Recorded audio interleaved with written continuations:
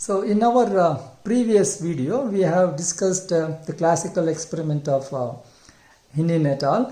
Using PYE Liu-10 plasmid. And as an example, now we also discussed about yeast integrated plasmid. The example is YIP1 and YIP5. So in order to have an integrated vector, so along with the required genes, we also need to have a homologous sequences which is required for homologous recombination. This particular sequence in the right position is very important in the construction of integrated plasmid. So there will be a crossing over that results in gene duplication, and usually the mutations are reversible. So in these particular cases, between the gene duplication, one of the gene is going to be eliminated. During this process, if this particular portion is eliminated, so we are going to get a stable wild type, or if that is eliminated, we don't get any transformants in fact. But this is a chance factor, but for sure I think with appropriate DNA segments, we can definitely generate what is known as an integrated plasmid. I think now you all know, in case of an integrated plasmid, these things are very critical. So apart from integrated vector, the next one is going to be the replicating vector. So in case of a replicating vector, instead of integration, autonomous replication is always convenient. So integration is always a chance factor. So there will be a reversal, and then getting a stable transformant is a very tricky one. So in order to overcome that particular limitations, they thought, okay, can we have an autonomous replication? How an autonomous replication can be processed without the integration. So what they have done is that is this is an RP, replication plasmid 7. Now here what they have used is that, so now this is a portion of PBR322, tetracycline resistant gene, ampicillin resistant gene, and the yeast gene which is used is going to be the TRP1. In order to maintain this autonomous replication, they have taken the DNA segments, that is what is known as an autonomous replication sequence derived from the yeast chromosome. So now we have introduced this ARS1. So now this particular replicating vector for sure contains especially YRP vectors. One is part of the DNA from integrated plasmid. Second one is that chromosomal origin of replication, that is the autonomously replicating sequences. In this vector, when we do the transformation, there won't be any integration like in the previous one. But in spite of not having any integration, complementation is observed in this case. But even when you do observe the complication, whatever the inserted DNA is present as circular DNA in the nucleoplasm. And this will also undergo a replication independent of chromosome, like a 2 microplasmid. So it will remain in this system, and we are going to have what is known as an autonomously replicating sequence. Complementation was found only in the mother cell. What do you mean by a mother cell? Because this particular process is going to be present in the nucleus, in the nucleoplasm, and it is going to exhibit whatever the phenotypic character is required.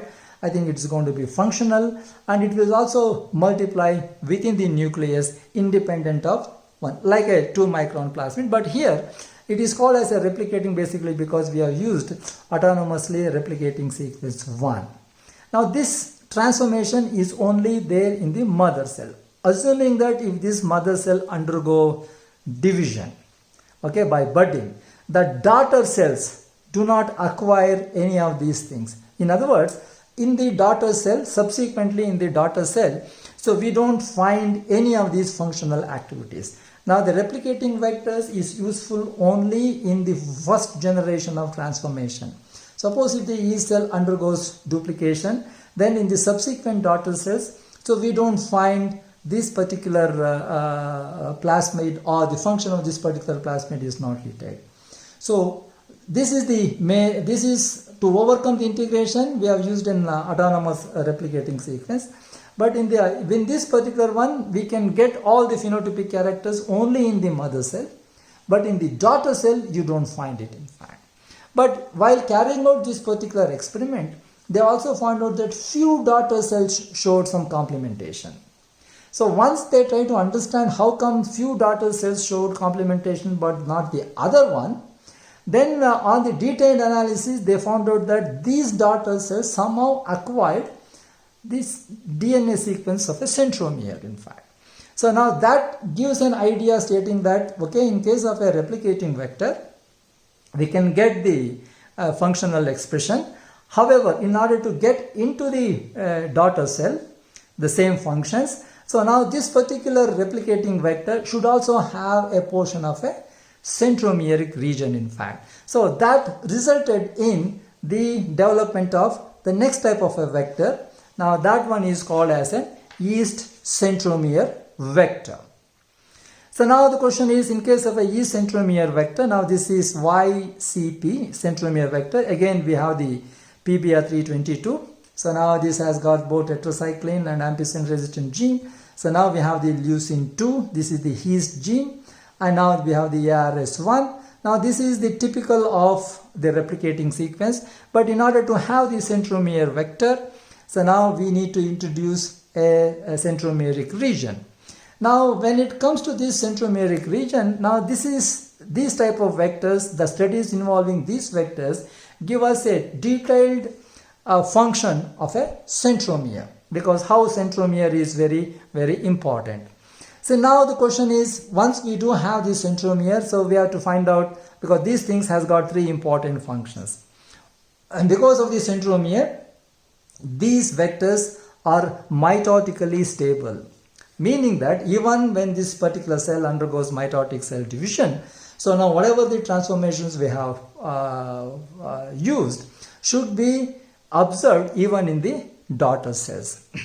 So because they should segregate during meiotic cell division, because even in case of a meiotic cell division, the purpose is to find out the Mendelian manner. So even in this particular vector, so we are going to find out the Mendelian manner. And another one is that we should also have a very low copy number. Suppose if we do have high copy number, again this is going to be very difficult, basically because all these things will result in what is known as a dosage compensation. Probably you are going to study what is this dosage compensation, probably in the genetics paper, in fact. So we also have to make sure that the number of copies is very small, since it is going to be transferred mitotically stable and also into the daughter cell. Suppose if the copy number increases tremendously, then what happens? There will be a huge gene load, a particular gene load on the yeast system, which is not desirable. All right.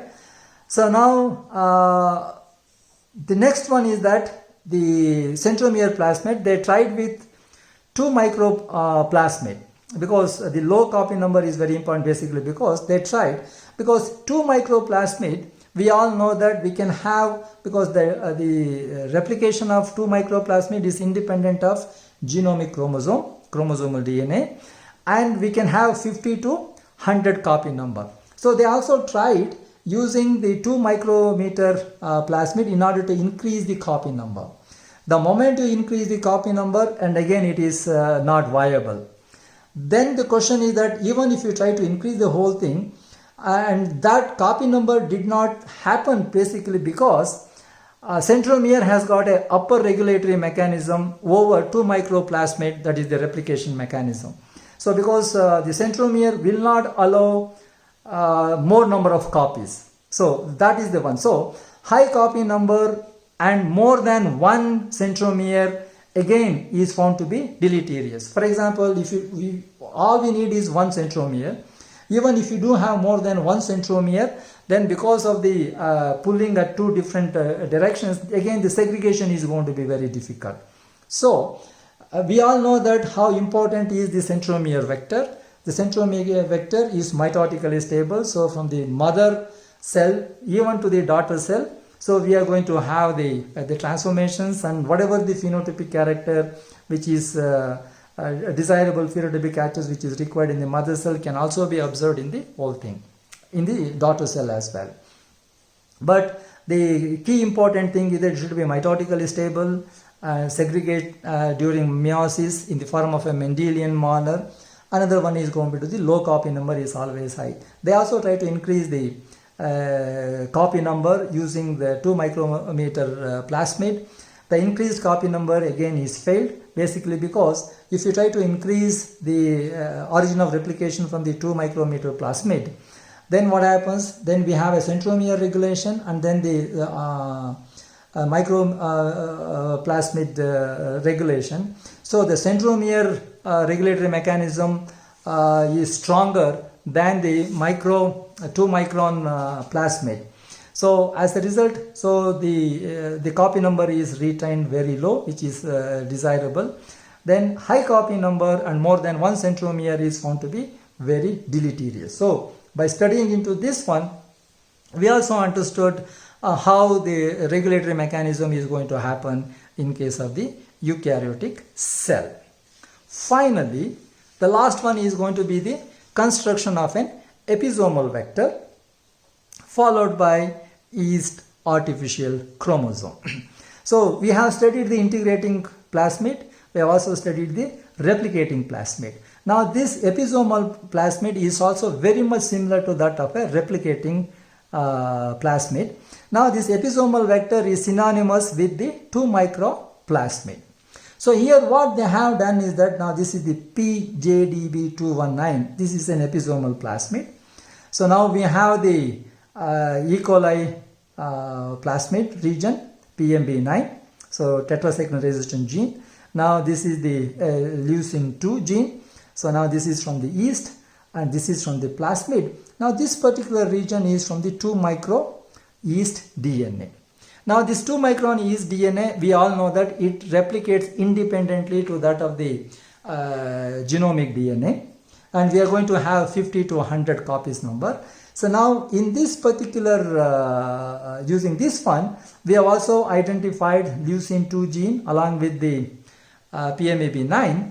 So now this episomal, I think we also know that I think it only works with mother cell, but it does not work with the daughter cell, because in the daughter cell for sure, I mean these plasmids is not going to be transmitted that equally.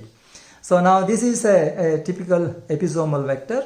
So it is very much similar to the replicating vector, but in case of a replicating vector, I think we are using the autonomous replicating sequence, whereas in case of the episomal vector, I think we have combined with the replicating sequence of the 2 micron plasmid, which is replicates independently to that of the host chromosomal DNA. So now that is what is known as an episomal vector. So now in case of an yeast, identification of a clone is always with the genes which are involved in making the auxotropic mutant, that is number 1. So in this particular case, based on the various functions, so we have the integrating plasmid. So in case of an integrating plasmid, we do require there is a homologous sequence are very important. Then after that, I think we are going to have the replicating sequence, in which we have the autonomous replicating sequence from the yeast chromosome have been incorporated. Then the next one is going to be in order to introduce that into the mitotically stable, then we introduce the centromere, that is what is centromeric plasmid. Then apart from that, it is an episomal. In this episomal, what happens, like we are going to use the entire plasmid, the leu gene, as well as the DNA from the 2 micron plasmid. Now with all these informations, now we have constructed what is known as an yeast artificial chromosome. Now this yeast artificial chromosome doesn't look like a chromosome, but it is nothing but a circular plasmid DNA containing various DNA segments derived from the yeast chromosome. Now a typical yeast chromosome, now this one consisting of following segments. So during the mitotic and also during the stabilities, we also know the importance of centromere. Now another one is going to be that in order to make whatever the DNA which we introduced in the form of a vector, in order to make that vector stable, especially during the replication, the ends are very important. Now the end regions are taken care by the presence of telomeric DNA sequences. So looking into all these regulatory aspects, we have constructed an artificial chromosome.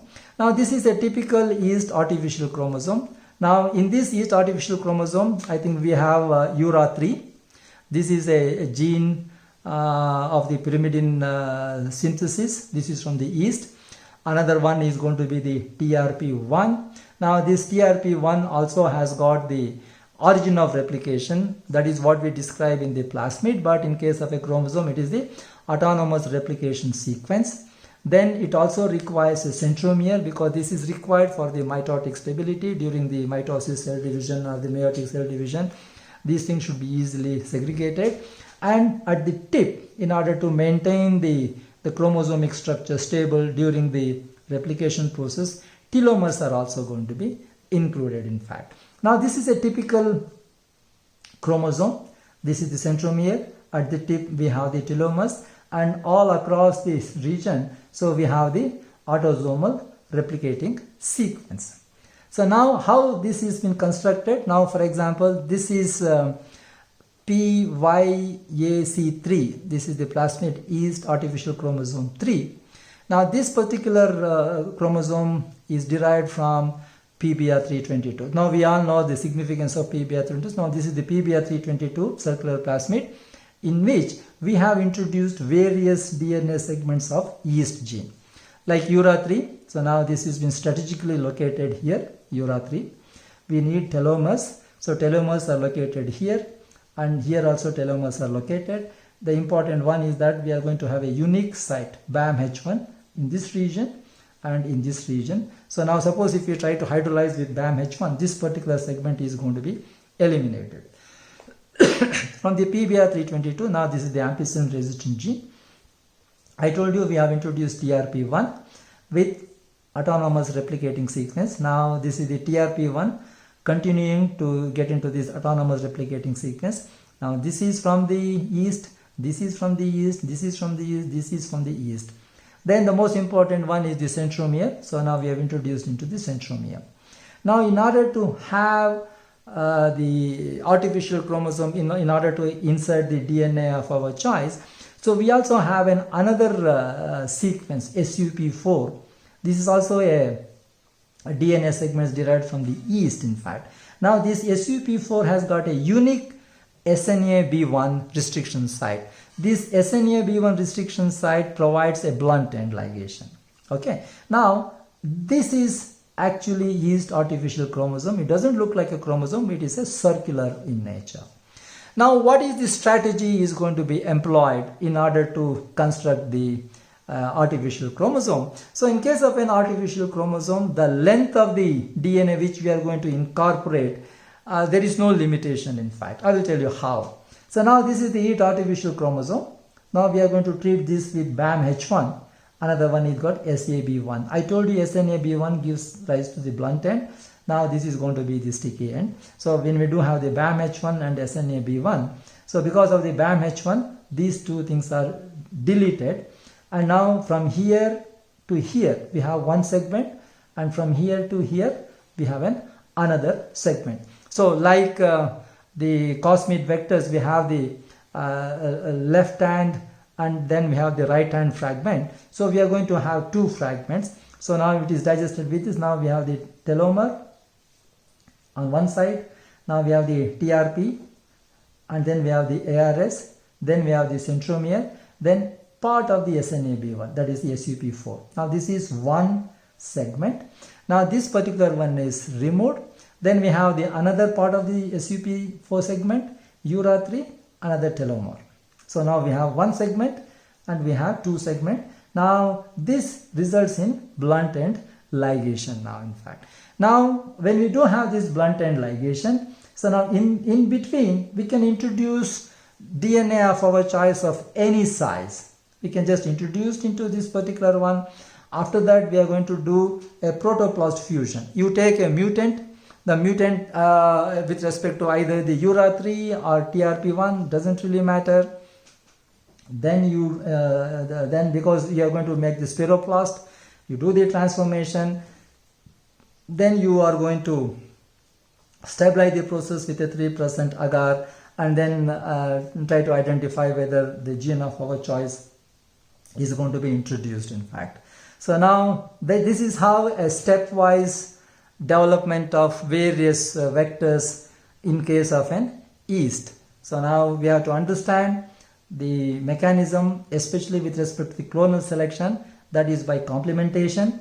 Now for complementation process, we only use the key genes involved in a essential amino acid or a nucleotide pathway. So now based on the complementation, we are going to identify the clone. So now once we are going to identify the clone, we have to understand that the genetic material is present in a nuclear membrane in the nucleus, and we have the linear chromosomes. There are 16 chromosomes are present in the yeast. So now apart from that, it also has got a 2 microplasmid or a circular DNA in the nucleoplasm. So with all these informations, I think we have developed, one is an integrated plasmid. Now the integrated plasmid is going to happen because of the homologous recombination. Then in order to avoid the integration, so we have the replicating plasmid. So in case of a replicating plasmid, we have used the autonomous replicating sequence from the yeast chromosome. That's fine. Then when it comes to the replicating sequence, so it is mitotically unstable. In order to make mitotically stable, then we have to introduce a centromere. Now that will become the centromeric plasmid. Then we also have a episomal factors, which is a synonymous with respect to the 2 micron plasmid. Then in that, I think we really know the significance of centromere, how important it is centromere, and how important is autonomous replicating sequence or the 2 micron origin replication sequence. Then with the understanding of the telomeres, we have constructed an artificial chromosome, and in case of an artificial chromosome, telomeres are important, centromere is important, autonomic replicating sequencing is important, and then with various strategies we can introduce the gene of our choice into the system, in fact. Now that concludes most of the vectors related to the yeast, in fact. So next videos, I think we will continue to understand how the vectors are designed for a plant cell followed by animal cell. Thank you.